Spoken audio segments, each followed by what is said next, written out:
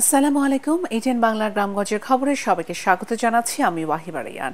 টানা বৃষ্টি আর উজান থেকে নেমে আসা পাহাড়ি ঢলে আকস্মিক বন্যার কবলে পড়েছে শেরপুর, ময়মনসিংহ সহ বেশ কয়েকটি জেলা। বন্যার পানিতে ডুবে 2 জনের মৃত্যু হয়েছে, নিখোঁজ রয়েছেন 3 জন। অতি বৃষ্টির কারণে বরিশালও দেখা দিয়েছে জলাবদ্ধতা। এদিকে মৌসুমী বায়ু ও বঙ্গোপসাগরে সৃষ্ট লঘু চাপের কারণে সারা দেশে আবারও ভারী বৃষ্টিপাতের আশঙ্কার কথা জানিয়েছে আবহাওয়া অফিস। প্রতিনিধিদের পাঠানো তথ্যচিত্রে আরও জানাচ্ছেন ফারহিন ইসলাম টুম্পা। টানা বৃষ্টি আর উজান থেকে নেমে আসা পাহাড়ি ঢলে শেরপুরের ঝিনাইগাতি, নালিতাবাড়ি ও শ্রীবরদী উপজেলার 18টি ইউনিয়নে আকস্মিক বন্যা দেখা দিয়েছে। তলিয়ে গেছে বাড়িঘর, রাস্তাঘাট, ফসলের মাঠ। পানিবন্দী হয়ে পড়েছে নিম্নাঞ্চলের কয়েক হাজার মানুষ। বন্যার পানিতে ডুবে খালিশাকুড়া গ্রামে ইদ্রিস আলী নামে এক বৃদ্ধ ও রাঘবের গ্রামের আম্বিয়া খাতুন নামে এক নারীর মৃত্যু হয়েছে। এছাড়াও নিখোঁজ রয়েছে 3 জন। উঁচু স্থান ও বিভিন্ন শিক্ষা প্রতিষ্ঠানে আশ্রয় নিয়েছে বানভাসী মানুষ। এদিকে ময়মনসিংহে নদীর বাঁধ ভেঙে ধোবাউড়ায় 50টি গ্রাম প্লাবিত হয়েছে। পানিবন্দী হয়ে পড়েছে কয়েক হাজার মানুষ। এছাড়া নদীর পানিতে আশেপাশের সড়ক তলিয়ে যান চলাচল বন্ধ রয়েছে। বিদ্যুৎ বিচ্ছিন্ন অনেক এলাকা। মানুষের ঘরবাড়ি নষ্ট হয়ে যাচ্ছে, রান্না বাড়া করতে পারে না, খাওয়া দাওয়া নাই। ফসলের এমন কোনো জমি নাই যে তলাইছে না, এমন ফসলের ব্যাপক ক্ষয়ক্ষতি হয়েছে। এদিকে অতিবৃষ্টির কারণে বরিশালে দেখা দিয়েছে জলাবদ্ধতা। উদ্ধার তৎপরতায় কাজ করছে উপজেলা প্রশাসন, ফায়ার সার্ভিস ও স্বেচ্ছাসেবীরা। অন্যদিকে মৌসুমী বায়ুর প্রভাব, সেই সাথে উত্তর বঙ্গোপসাগরে সৃষ্ট লঘুচাপের কারণে ঢাকাসহ দেশের 5 বিভাগে আগামী 24 ঘণ্টা অতি ভারী বৃষ্টির পূর্বাভাস দিয়েছে আবহাওয়া অফিস। এতে বলা হয়েছে, ঢাকা, ময়মনসিংহ, বরিশাল, চট্টগ্রাম ও সিলেট বিভাগে আগামী 24 ঘণ্টায় ভারী থেকে অতি ভারী বৃষ্টি হতে পারে। চট্টগ্রামে পাহাড়ি এলাকায় ভূমিধসের শঙ্কার কথাও জানিয়েছে সংস্থাটি। ফারহিন ইসলাম টুম্পা, এটিএন বাংলা। ভারী বর্ষণে জামালপুর শহর রক্ষা বাঁধে ধস দেখা দিয়েছে।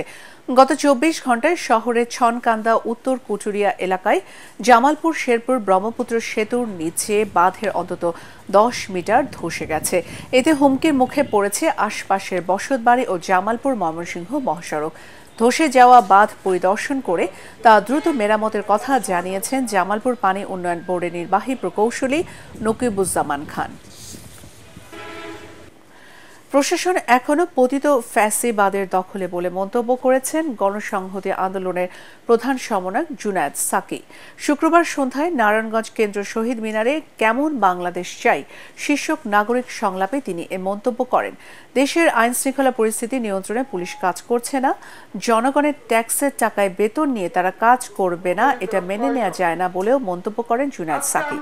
গণসংহতি আন্দোলনের নারায়ণগঞ্জ জেলা কমিটির সমন্বয়ক তরিকুল সুজন, সন্ত্রাস নির্মূল ত্বকী মঞ্চের আহ্বায়ক রফিউর রাব্বি, ইসলামী আন্দোলন মহানগর কমিটির সভাপতি মাওলানা মাসুম বিল্লাহ ও বৈষম্য বিরোধী ছাত্র আন্দোলনের নারায়ণগঞ্জ কমিটির সংগঠক ফারহানা মানিক মোনা অনুষ্ঠানে বক্তব্য রাখেন।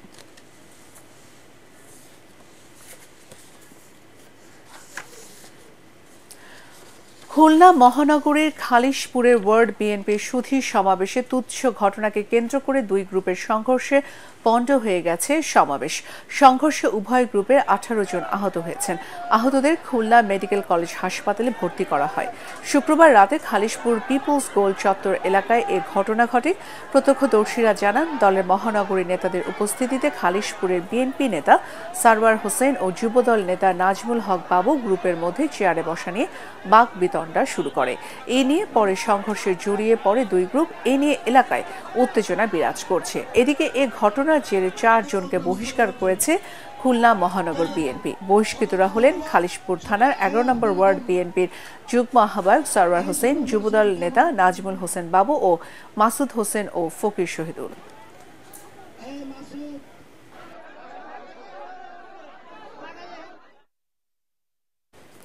দিনাজপুরে নির্বিঘ্নে পূজা অনুষ্ঠানের লক্ষ্যে শারদীয় দুর্গোৎসবের সব মণ্ডপ বিএনপি, যুবদল ও স্বেচ্ছাসেবক দল সহ অন্যান্য অঙ্গ সংগঠনগুলো পাহারা দিবে বলে জানিয়েছেন জেলা বিএনপির সাধারণ সম্পাদক বখতিয়ার আহমেদ কোচি। দুপুরে দিনাজপুর সদর উপজেলার সুন্দরবন ইউনিয়ন যুবদলের আয়োজনে রামডুবি হাই স্কুল মাঠে দুর্গোৎসব উপলক্ষে সুধী সমাবেশে তিনি এসব কথা জানান। যুবদলের কেন্দ্রীয় কমিটির সাবেক সাংগঠনিক সম্পাদক ও দিনাজপুর জেলা যুবদলের সভাপতি আব্দুল মোন্নাফ মুকুল ও জেলা যুবদলের সাধারণ সম্পাদক AKM মাসুদুল ইসলাম মাসুদ সহ অন্যান্য নেতারা সমাবেশে বক্তব্য রাখেন। লালমনিরহাটের কালীগঞ্জ উপজেলার ভোটমারি সরকারি খাদ্য গুদাম থেকে প্রায় 250 মেট্রিক টন চাল গায়েব হওয়ার অভিযোগ উঠেছে। গায়েব হওয়া চালের মধ্যে 54 মেট্রিক টন চাল উদ্ধার করা হয়েছে। শুক্রবার থেকে ওই গোডাউনের ভারপ্রাপ্ত কর্মকর্তা ফেরদৌস আলমের কোনো খোঁজ পাওয়া যাচ্ছে না। এই ঘটনায় 4 সদস্যের তদন্ত কমিটি গঠন করেছে জেলা প্রশাসন। গোডাউনের ভারপ্রাপ্ত কর্মকর্তা ফেরদৌস আলম 25টি ট্রাক্টরে চালের বস্তা সরিয়ে ফেলেছেন। এমন অভিযোগের পর উপজেলা প্রশাসন অভিযান চালিয়ে গুদাম সিলগালা করে দেয়। আন্তর্জাতিক মানদণ্ড অনুযায়ী চাকরিতে আবেদনের বয়সসীমা ন্যূনতম 35-এর দ্রুত প্রজ্ঞাপন চেয়ে যশোরে মানববন্ধন অনুষ্ঠিত হয়েছে। দুপুরে শহরে মুজিব সড়কে স্থানীয় প্রেস ক্লাবের সামনে শিক্ষার্থী সমন্বয় পরিষদের আয়োজনে এ মানববন্ধন অনুষ্ঠিত হয়। মানববন্ধনে জেলার চাকরি প্রত্যাশীরা অংশ নেন। সরকারি প্রাথমিক বিদ্যালয়ের প্রধান শিক্ষকদের 9ম গ্রেড এবং সহকারী শিক্ষকদের 10ম গ্রেড বাস্তবায়নের দাবিতে ঝালকাঠির কাঠালিয়ায় মানববন্ধন অনুষ্ঠিত হয়েছে। সকালে কাঠালিয়া প্রেস ক্লাবের সামনে সড়কে এ মানববন্ধন অনুষ্ঠিত হয়। পরে উপজেলা নির্বাহী অফিসারের মাধ্যমে প্রধান উপদেষ্টা বরাবরে স্মারকলিপি দেওয়া হয়। এদিকে সহকারী শিক্ষকদের 10ম গ্রেড প্রদানের এক দফা দাবিতে বান্দরবানে মানববন্ধন ও বিক্ষোভ সমাবেশ করেছেন বিভিন্ন স্কুলের শিক্ষকরা। শহরের শহীদ আবু সাইদ মুক্ত মঞ্চ চত্বরে মানববন্ধন ও বিক্ষোভ সমাবেশে শিক্ষকরা প্ল্যাকার্ড, ব্যানার ও ফেস্টুন নিয়ে অংশ নেন। এ সময় বক্তারা এক দফা দাবি বাস্তবায়ন করা না হলে সারা দেশে বৃহত্তর আন্দোলন গড়ে তোলা হবে বলে হুঁশিয়ারি উচ্চারণ করেন। নানা আয়োজনে সারা দেশে পালিত হলো বিশ্ব শিক্ষক দিবস। এবারে দিবসটির প্রতিপাদ্য শিক্ষকের কণ্ঠস্বর, শিক্ষায় নতুন সামাজিক অঙ্গীকার। এই উপলক্ষে মেহেরপুরে গাংনীতে উপজেলা পরিষদ চত্বর থেকে র্যালি বের হয়ে বিভিন্ন সড়ক প্রদক্ষিণ করে একই স্থানে গিয়ে শেষ হয়। পরে অনুষ্ঠিত হয় আলোচনা সভা। গাংনী উপজেলা নির্বাহী অফিসার প্রীতম সাহা সহ বিভিন্ন শিক্ষা প্রতিষ্ঠানের শিক্ষকরা সভায় বক্তব্য রাখেন।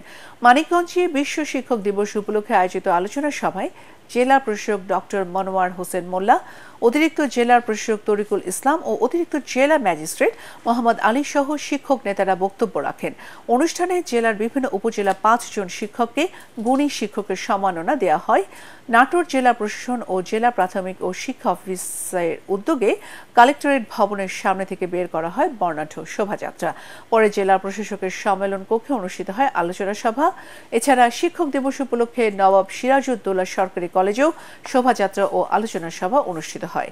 চুয়াডাঙ্গায় র্যালি ও আলোচনা সভার মধ্য দিয়ে দিবসটি পালিত হয়।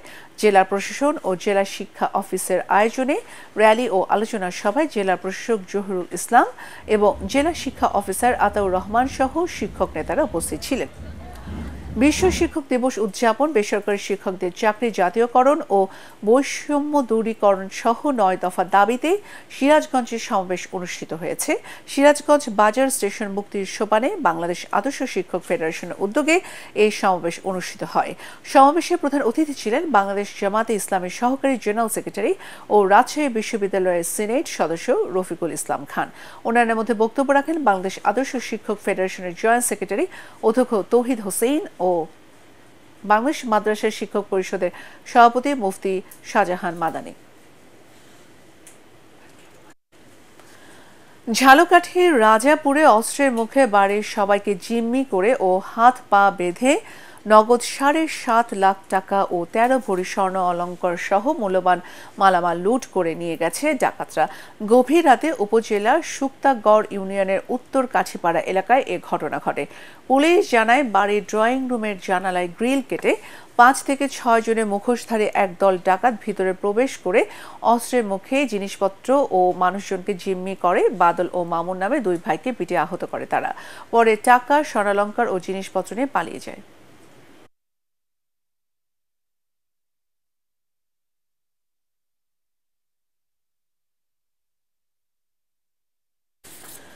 16 বছরের ভাড়া বকেয়া থাকায় বরগুনা জেলা আওয়ামী লীগ কার্যালয়ে তালা লাগিয়ে দিয়েছে উপজেলা প্রশাসন।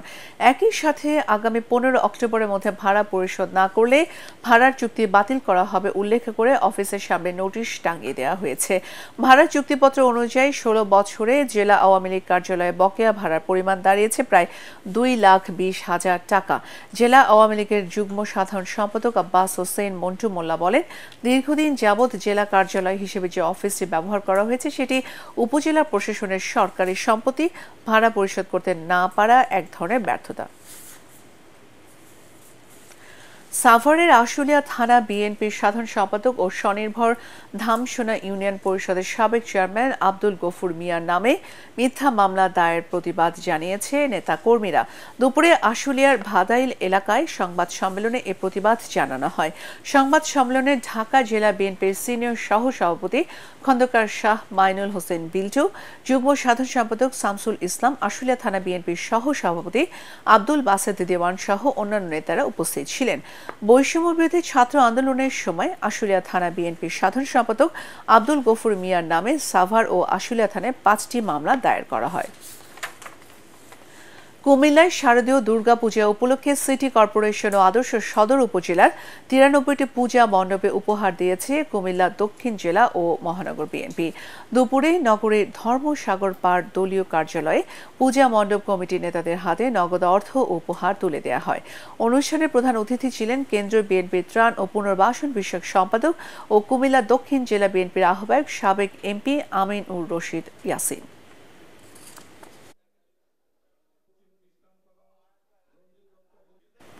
পরবর্তী সংবাদ দেখার আমন্ত্রণ জানিয়ে এখনকার মতো শেষ করছি। এটিএন বাংলার সংবাদ ইউটিউবে দেখতে ব্রাউজ করুন youtube/ATN Bangla News। ধন্যবাদ।